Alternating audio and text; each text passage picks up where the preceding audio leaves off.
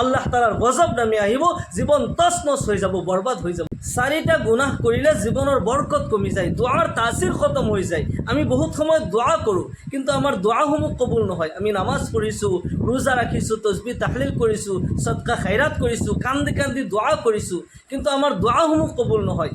আমাৰ দোৱাৰ তাচিৰ খতম হৈ গৈছে। আমি যিমানেই দোৱা কৰিছোঁ অৱস্থা সেই একেই হৈ আছে, কোনো পৰিৱৰ্তন নাই। ইয়াৰ কাৰণটো কি?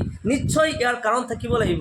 আল্লামা ৰুমি ৰহমতুল্লাহ আলাইহি লিখে, 4টা গুনাহ এনেকুৱা হয় যি গুনাহৰ কাৰণে জীৱনৰ আমলসমূহ বৰবাদ হৈ যায়, তাৰ দোৱাৰ তাচিৰ খতম হৈ যায়, জীৱনৰ বৰকত কমি যায়। 1 নম্বৰ হৈছে শিৰিক। লুকমান হাকিম তেখেতৰ পুত্ৰক কৈছিল, আল্লাহ তাআলাই কোৰআনে কাৰিমত কয়, ইয়া বুনাইয়া লা তুশৰিক বিল্লাহ ইন্নাশ শিৰকা লাযুলমুন আযীম। হে মোৰ মৰমৰ পুত্ৰ, তুমি আল্লাহৰ লগত অন্য কাৰোবাক অংশীদাৰ নবনাবা, অন্য কাৰোবাক শৰীক নকৰিবা, কিয়নো শিৰিক গুনাহে আজিম হয়, জুলমে আজিম হয়। শিৰিক মানে হৈছে আল্লাহ তাআলাৰ লগত অন্য কাৰোবাক অংশীদাৰ বনোৱা। শিৰিকৰ বহুতকেইটা ভাগ আছে। শিৰিক ফি জাত, শিৰিক ফি সিফাত। শিৰিক ফি জাত হৈছে আল্লাহ তাআলাৰ সমতুল্য অন্য কাৰোবাক বনোৱা, আল্লাহ তাআলাৰ স্থানত অন্য কাৰোবাক ৰাখা। শিৰিক ফি সিফাত 3 কিসিম: শিরিক ফিল ইলম, শিরিক ফিল ইবাদাহ, শিরিক ফিল কুদরা। শিরিক ফিল ইলম হয়েছে আল্লাহ তাআলার বাহিরে অন্য কাৰোবাক অন্তৰ্গামী বুলি আপুনি জানিলে গায়বৰ কথা কৈ দিব পাৰে, ভৱিষ্যতবাণী কৰে। যিসকলে ভৱিষ্যতবাণী কৰে, কিছুমান কবিৰাজ, কিছুমান তন্ত্ৰ মন্ত্ৰ কৰা মানুহ আছে, তেওঁলোকে আপোনাৰ কি হৈছে কি হোৱা নাই তেওঁলোকে কৈ দিব, আপোনাৰ ভৱিষ্যতে কি হ'ব সেইবোৰো কৈ দিব। যিসকলে এই কাম কৰিছে, এনেকুৱা ভৱিষ্যতবাণী কৰে, তেওঁলোকেও শিৰিক কৰিলে। আৰু যিসকলে নেকি তেওঁলোকৰ ওচৰত যায়, তেওঁলোকৰ সেইবোৰ কথা বিশ্বাস কৰে, অন্তৰৰ খবৰ বেলেগ কোনোবাই জানে, গায়বৰ খবৰ বেলেগ কোনোবাই জানে বুলি বিশ্বাস কৰিলে, তেওঁলোকে শিৰিক কৰিলে। তেওঁলোকে তৌবা কৰিব লাগিব আৰু নতুনকৈ কলিমা পঢ়িব লাগিব। মনত ৰাখিব, গায়বৰ খবৰ একমাত্ৰ আল্লাহ ৰব্বুল আলামিনে জানে।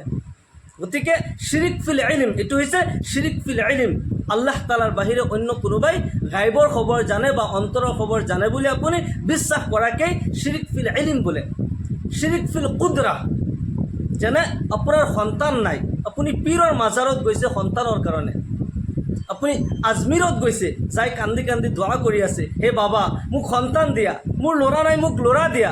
আপুনি কান্দি কান্দি পীৰৰ পৰা সন্তান বিচাৰিছে। মনত ৰাখিব, এই কুদৰত, এই তাকত একমাত্ৰ আল্লাহ তাআলাৰ হাতত হয়। কোনো পীৰ মুৰ্শিদৰ হাতত এই ক্ষমতা দিয়া নাই। যদি পীৰ মুৰ্শিদৰ হাতত এই ক্ষমতা দিলে হয়, তেতিয়াহ'লে নবীক কিয় এই কুদৰত নিদিলে? নবী মুহাম্মদুৰ ৰাছুলুল্লাহ সাল্লাল্লাহু আলাইহি ওয়াসাল্লামৰ ঘৰত থাকি মা আয়েশা সিদ্দিকা ৰাদিয়াল্লাহু আনহাই তামান্না কৰি, সন্তানৰ আশা কৰি কিয় সন্তান নাপালে? মা আয়েশা সিদ্দিকা ৰাদিয়াল্লাহু আনহাই এদিনাখন এটা ল'ৰা সন্তান কুলত আনি নবী সাল্লাল্লাহু আলাইহি ওয়াসাল্লামক দেখুৱাই কৈ আছে, কাশ মেৰে ঘৰ মে ভি এসা বাচ্চা হোতা, মেৰে ঝুলি মে এসা বাচ্চা হোতা। কোনে কৈ আছে এই কথা? উম্মুল মুমিনিন মা আয়েশা সিদ্দিকা রাদিয়াল্লাহু আনহা, আল্লাহৰ নবী সাল্লাল্লাহু আলাইহি ওয়াসাল্লামৰ জাওজা হয়, নবী সাল্লাল্লাহু আলাইহি ওয়াসাল্লামৰ বিবি হয়। এই তাকত যদি, সন্তান দিয়াৰ তাকত যদি অলি বুজুৰ্গসকলক দিলে হয়, তেতিয়াহ'লে আমাৰ নবীক এই তাকত আল্লাহ কিয় নিদিলে? মনত ৰাখিব, সন্তান দেনেৱালা আল্লাহ হয়। এই তাকত আৰু কুৱত একমাত্ৰ আল্লাহ তাআলাৰ হাতত হয়। কাৰোবাক কন্যা সন্তান দিছে, কাৰোবাক ল'ৰা সন্তান দিছে, কাৰোবাক গোটেই কন্যা সন্তান দিছে, কাৰোবাক গোটেই ল'ৰা সন্তান দিছে, কাৰোবাক কোনো সন্তানেই দিয়া নাই। কাৰণ এই তাকত, এই কুৱত একমাত্ৰ আল্লাহ ৰব্বুল আলামিনৰ হাতত হয়। সকলো কিছু বস্তুৰ ওপৰত আল্লাহ তাআলাৰ কুদৰত আছে। ইন্নাল্লাহ আলা কুল্লি শাইইন কাদিৰ। এই পৃথিৱীত যিমান শাই আছে, যিমান বস্তু আছে, সকলো কিছুৰ ওপৰত আল্লাহ তাআলাৰ ক্ষমতা হয়। আল্লাহৰ বাহিৰে অন্য কাৰোবাক অসীম কুদৰতৰ অধিকাৰী জানা, ইয়াৰ শিৰিক ফিল কুদৰা হয়। ইয়াৰ দ্বাৰা যদি এনেকুৱা শিৰিক আপুনি কৰিছে, আপুনি তৌবা কৰিব লাগিব আৰু কলিমা পঢ়ি মুছলমান হ'ব লাগিব। শিৰিক ফিল ইবাদা, 3 নম্বৰ হৈছে শিৰিক ফিল ইবাদা। শিৰিক ফিল ইলম, শিৰিক ফিল কুদৰা, শিৰিক ফিল ইবাদা। শিৰিক ফিল ইবাদা হৈছে আল্লাহ তাআলাৰ বাহিৰে অন্য কাৰোবাৰ ইবাদত কৰা। আপুনি পীৰৰ মহাব্বতত, পীৰৰ মাজাৰত যায় আপুনি সিজদা কৰিলে, আপুনি ইস্তিলাম কৰিলে, মাথা নত কৰিলে, ইয়াৰ শিৰিক ফিল ইবাদা হয়। আপুনি পীৰৰ পূজা কৰিলে, পীৰৰ ইবাদত কৰিলে, হালাকে আল্লাহ তাআলাৰ বাহিৰে অন্য কাৰোবাৰ ইবাদত আমি কৰিব নোৱাৰোঁ।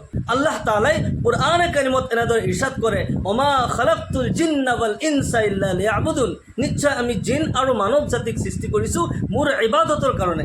তাৰ মানে এই নহয় যে মানুহে ইবাদত কৰিব লাগিব তেতিয়া আল্লাহ তাআলাৰ সন্মান বৃদ্ধি হ'ব, তাতে আল্লাহ তাআলাৰ লাভ লোকচান আছে, তেনেকুৱা নহয়। মানুহে যে আল্লাহ তালাৰ ইবাদত কৰিব, জিন্নাতে যে আল্লাহ তালাৰ ইবাদত কৰিব, তাতে সেয়া জিন আৰু ইনসানৰে ফায়দা হ'ব। লিয়াবুদুন और लाम लिल इंतिफा, मैंने जिन और इंसान को पैदा किया ताकि वो इबादत करे अपने फायदे के लिए। लाम लिल इंतिफा, আমি যে ইবাদত কৰিছোঁ তাতে আমাৰে ফায়দা হয়, আল্লাহ তালাৰ কোনো লাভ লোকচান নাই। গোটেই পৃথিৱীৰ মানুহে যদি এনি টাইম আল্লাহ তালাৰ ইবাদত কৰে, এনি টাইম সিজদাত কৰি থাকে, আল্লাহ তালাৰ ইলাহিয়াতৰ মৰ্যাদা আৰু বৃদ্ধি হৈ নাযায়, আল্লাহ আল্লাহ হৈ থাকিব। গোটেই পৃথিৱীৰ মানুহে যদি খুদা নাখাস্তা আল্লাহ তালাৰ বিৰুদ্ধাচাৰ কৰে, আল্লাহ তালাৰ ইবাদত যদি কোনেও নকৰে, তথাপিও আল্লাহ তালাৰ ইলাহিয়াতৰ মৰ্যাদা আৰু কমি নাযায়, আল্লাহ আল্লাহ হৈ থাকিব। তাতে ফায়দা আমাৰ হয়, লাভ লোকচান আমাৰেই হয়। মনত ৰাখিব, ইবাদত একমাত্ৰ আল্লাহ তালাৰ কাৰণে হ'ব লাগিব। কোনো ধৰণৰ যাতে শিৰিক আমি নকৰোঁ। শিৰিকৰ বহুত কেইটা কিচিম আছে, ইয়াতে মূল কিচিমকেইটা মই কৈ দিছোঁ। যদি আপুনি ভাবিছে মোৰ দোকান নাথাকিলে মই চলিব নোৱাৰিলোঁ হয়, মই মৰিব লাগিল হয়, মোৰ অমুক বেমাৰ হৈছে, অমুক নাথাকিলে মই মৰি গ'লোঁ হয়, মোৰ এক্সিডেণ্ট হৈছে, অমুক নাথাকিলে মই মৰি গ'লোঁ হয়, অমুকে মোক বচাইছে, এইবোৰো শিৰিক হয়। আজি বতৰ ডাৱৰীয়া, আপুনি যদি কয় এতিয়া বৰষুণ হ'ব বা আজি বৰষুণ নহয়, এইবোৰ কথা আপুনি শিৰিক কৰিলে। এনেকুৱা ভৱিষ্যতবাণী আপুনি কৰিব নোৱাৰে। কাৰোবাৰ গণকৰ ওচৰত যাই আপুনি হাত দেখাইছে, হাতৰ ৰেখাত কিবা লিখা আছে নেকি, মোৰ ল'ৰাৰ এইবছৰ বিয়া হ'বনে নাই, মোৰ ছোৱালীৰ এইবছৰ বিয়া হ'বনে নাই, বিয়া আছেনে নাই, আৰু কোন দিন বিয়া হয়, এই যে এইবোৰ যে দেখালে, ভৱিষ্যত গণনা কৰিলে, যিসকলে ভৱিষ্যত গণনা কৰিছে তেওঁলোকেও গুনাহ কৰিছে, আৰু আপুনি যে সেইবোৰ বিশ্বাস কৰিলে আপুনিও শিৰিক কৰিলে। আপুনি তৌবা কৰিব লাগিব, আপুনি কলিমা পঢ়ি মুছলমান হ'ব লাগিব। মনত ৰাখিব, কোনো ধৰণৰ শিৰিক যাতে আমি নকৰোঁ। ইন্না শিৰকা লাজুলমুন আজিম, শিৰিক গুনাহে আজিম হয়, জুলমে আজিম হয়। যদি আপুনি মই শিৰিক কৰিছোঁ, যিমানেই ইবাদত কৰোঁ, যদি শিৰিক মোৰ লগত আছে, মই যদি শিৰিক কৰি আছোঁ, মোৰ কোনো ইবাদত আল্লাহ তালাৰ দৰবাৰত কবুল নহয়, মোৰ দোৱাৰ তাচিৰসমূহ খতম হৈ যাব। যিমানেই দোৱা কৰোঁ, যিমানে দান খৈৰাত কৰিছোঁ, নামাজ ৰোজা কৰিছোঁ, কিন্তু যদি শিৰিক কৰিছোঁ, আমি জানিব লাগিব যে কোনবোৰ শিৰিক হয়। এই ইলম আমি হাসিল কৰিব লাগিব। মই যদি নাজানো, জানাজনৰ ওচৰত আমি যাব লাগিব, তেওঁলোকৰ পৰা জানিব লাগিব, তেতিয়া আমি শুদ্ধ হ'ব পাৰিম। মনত ৰাখিব, শিৰিক যাতে নাথাকে। যদি মই শিৰিক কৰোঁ, মোৰ দোৱাৰ তাচিৰসমূহ খতম হৈ যাব, জীৱনৰ বৰকত উঠি যাব। দ্বিতীয় নম্বৰ, মজলুমক কষ্ট দিয়া, অন্যায়ভাৱে কাৰোবাৰ ওপৰত জুলুম কৰা, অত্যাচাৰ কৰা। এজন মানুহ নিৰহা হয়, তেওঁ কোনো ভুল কৰা নাই, মোৰ কোনো ক্ষতি কৰা নাই, মই অন্যায়ভাৱে মোৰ ইচ্ছা মতে মই তাক কষ্ট দিছোঁ। মনত ৰাখিব, সেই মজলুমৰ দুৱাৰ দ্বাৰা আপোনাৰ জীৱন বৰবাদ হৈ যাব, দুৱাৰ তাচিৰ খতম হ'ব, নেক আমলসমূহ বৰবাদ হ'ব, জীৱনত অশান্তি নামি আহিব।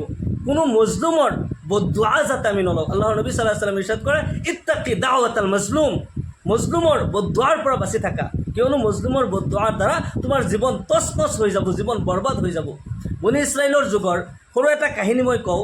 এজন ব্যক্তি মাছমৰীয়া, তেওঁৰ কামেই হৈছে তেওঁ সাগৰত জাল মাৰে, যি মাছ পায় নিজেও খাই, বিক্ৰী কৰি ঘৰৰ কাৰণে কিবা কিবি লৈ আহে, তেওঁৰ কামেই হৈছে মাছ মাৰা। তেওঁ এদিন এখন জাল মাৰোঁতে বহুত ডাঙৰ এটা মাছ ফচিল, তেওঁ টানি উঠাব পৰা নাই, আনন্দত বাগৰি পৰিছে, ইমানেই আনন্দিত হৈছে, বহুত কিবা কিবি সপোন দেখিলে, এই মাছ বিক্ৰী কৰি মোৰ ঘৰৰ কাৰণে ইটো আনিম, সিটো আনিম, ল'ৰা ছোৱালীৰ কাৰণে ইটো খোৱাৰ বস্তু আনিম, বহুত কিছু সপোন মানুহজনে দেখিলে। এই মাছ লৈ যেতিয়া মানুহজনে গৈ আছিল, গৈ থাকোঁতে ৰাস্তাতে এক ডাকুৱে পালে।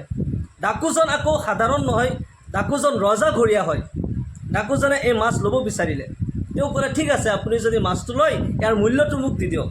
ডাকু জবৰদস্তি মাছটো লৈ ল'লে আৰু হাঁহি ঠাট্টা কৰিলে, তুমি মোক কি কৰিব পাৰিবা, তোমাক ইয়াৰ মূল্য মই নিদিওঁ, পাৰিলে তোমাৰ জাল পৰ্যন্ত মোক দি দিয়া।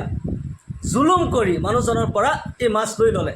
মানুহজনে কৈছে, যদি মোক কিবা ইয়াৰ মূল্যটো দি দিয়া, তেতিয়াহ'লে মই ঘৰৰ কাৰণে ইটো সিটো লৈ যাম, ঘৰত ৰেচন নাই, বিবি বাচ্চাই খাব পৰা নাই, লঘোণত আছে, ইয়াৰ মূল্যটো মোক দি দিয়া, কিবা এটাতো হ'লেও দি দিয়া। কিন্তু সেই ডাকুজনে কোনো কথাই নামানিলে, জবৰদস্তি এই মাছ লৈ গুচি গ'ল।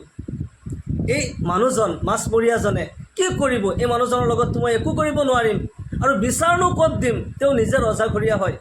আকাশৰ ফালে মানুহজনে চকু উঠাই অন্তৰ যেন ফানা হৈ গ'ল, আল্লাহ তালাৰ ওচৰত কান্দি দিলে আৰু ক'লে, ইয়া আল্লাহ, মই কিয়ামতলৈকে অপেক্ষা কৰি থাকিব নোৱাৰিম, মোৰ ওপৰত জুলুম হৈছে, ইয়া আল্লাহ, মোৰ বিচাৰ এতিয়া লাগে, এই দুনিয়াত মোৰ বিচাৰ লাগে, মই কিয়ামতলৈকে অপেক্ষা কৰি নাথাকোঁ, ইয়া আল্লাহ, ইয়াৰ বিচাৰ তুমি কৰা।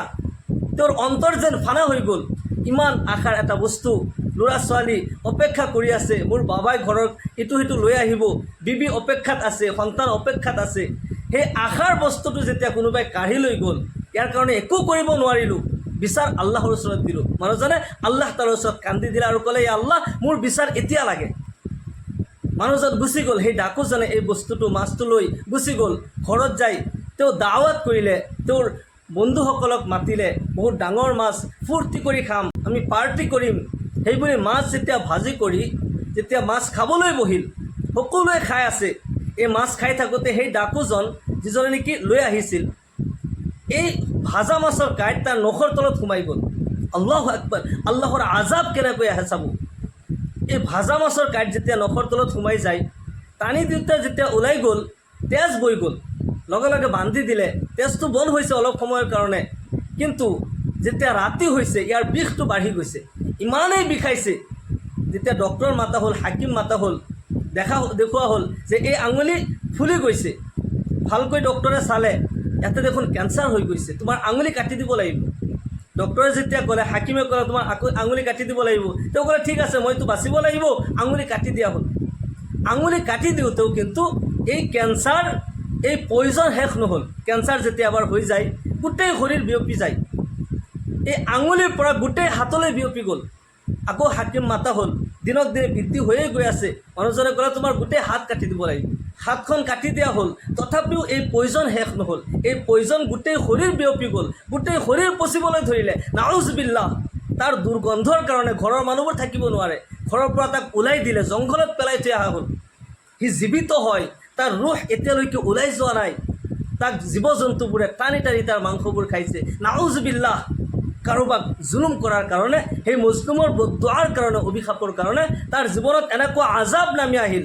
তাৰ ঘৰৰ মানুহে পৰ্যন্ত তাক জংঘলত পেলাই থৈ আহিলে। নাউজুবিল্লাহ। সেইকাৰণে আমি মুছলিমৰ বদদুৱাৰ পৰা বাচিব লাগিব।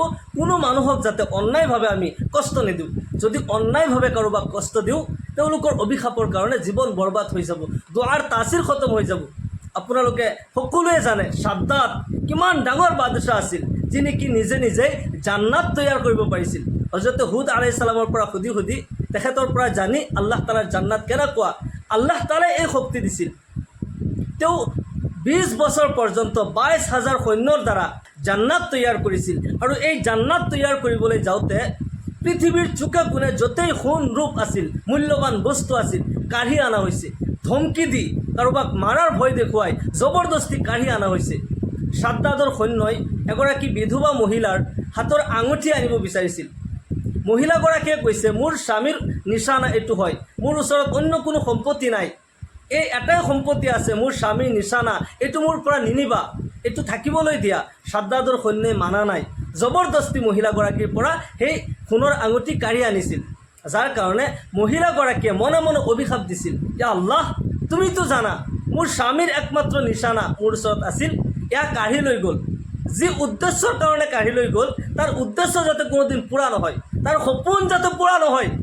মনত ৰাখিব, সাদ্দাত জান্নাত তৈয়াৰ কৰাৰ পিছত যেতিয়া সৈন্য সামন্তলৈ সাজি কাচি জান্নাতত প্ৰৱেশ কৰিবলৈ যায়, মাত্ৰ 1 খোজ আগবাঢ়িলেই জান্নাতত প্ৰৱেশ কৰিব পাৰে। তেনে মুহূৰ্তত আল্লাহ তালাৰ পক্ষৰ পৰা মালাকুল মৌত উপস্থিত হৈ গ'ল। আৰু সাদ্দাতক ক'লে, মই তোমাৰ মালাকুল মৌত হয়। প্ৰথমতে ৰাস্তাৰ পৰা মাতি আছিল, অলপমান ৰখকচোন। ভিখাৰীৰ চুৰত ধৰি আহি মালাকুল মৌতে কৈ আছে, অলপমান শুনকচোন, এটা দৰকাৰ আছে। সাদ্দাতক মোৰ সময় নাই, পিছত মোক লগ কৰিবা। জান্নাতৰ মাত্ৰ 1 খোজ আছে, 1 খোজ দিলেই জান্নাতত সোমাই যাব পাৰে। তেনে মুহূৰ্তত মালাকুল মৌতে গপা মাৰি ধৰিলে আৰু ক'লে, মই তোমাৰ মালাকুল মৌত হয়, তুমি মোক চিনি পাইছানে? সাদ্দাতে কয়, মোক 1 ছেকেণ্ড সময় দিয়া, মই জান্নাতত সোমাই লওঁ। মালাকুল মৌতে কয়, নহয়, আল্লাহ তালাৰ হুকুম কোনোদিন লৰচৰ হ'ব নোৱাৰে, তোমাৰ জান এতিয়াই কবজ কৰিব লাগিব। সাদ্দাদৰ জান সেই মুহূৰ্তত কবজ কৰা হ'ল। জান্নাতত প্ৰৱেশ কৰাৰ সপোন তাৰ পূৰা নহ'ল। কাৰ কাৰণে? সেই যে মহিলাগৰাকীৰ অভিশাপ মানুহজনে ল'লে।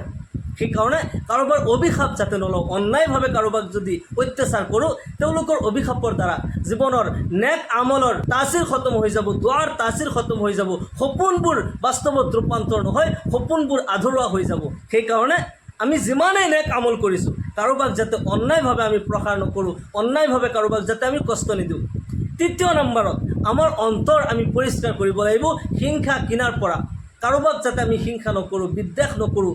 অন্তৰ যদি পৰিষ্কাৰ নাথাকে, জীৱনৰ নেক আমলসমূহ বৰবাদ হৈ যাব, আল্লাহ তালাৰ দৰবাৰত গ্ৰহণযোগ্য নহয়। যিমানেই নেক আমল কৰিছোঁ, যদি মোৰ অন্তৰ পৰিষ্কাৰ নাথাকে, অন্তৰত যদি কাৰোবাৰ প্ৰতি হিংসা থাকে, বিদ্বেষ থাকে, কাৰোবাৰ প্ৰতি যদি জ্বলন থাকে, কাৰোবাৰ ভাল দেখা পাইছোঁ মোৰ সহ্য নহয়, তাৰ ক্ষতি কৰাৰ চেষ্টা কৰিছোঁ, তেতিয়াহ'লে মনত ৰাখিব কাৰোবাৰ ক্ষতি কৰাৰ চেষ্টা যদি কৰিছোঁ মোৰেই ক্ষতি হ'ব, মোৰ জীৱনৰ আমলসমূহ বৰবাদ হৈ যাব। সেইকাৰণে অন্তৰ যাতে আমি পৰিষ্কাৰ কৰোঁ, কাৰোবাক যাতে হিংসা নকৰোঁ, কিনা নকৰোঁ, কাৰোবাৰ প্ৰতি যাতে বুগজ আমি নাৰাখোঁ, দুশ্মনী যাতে নাৰাখোঁ।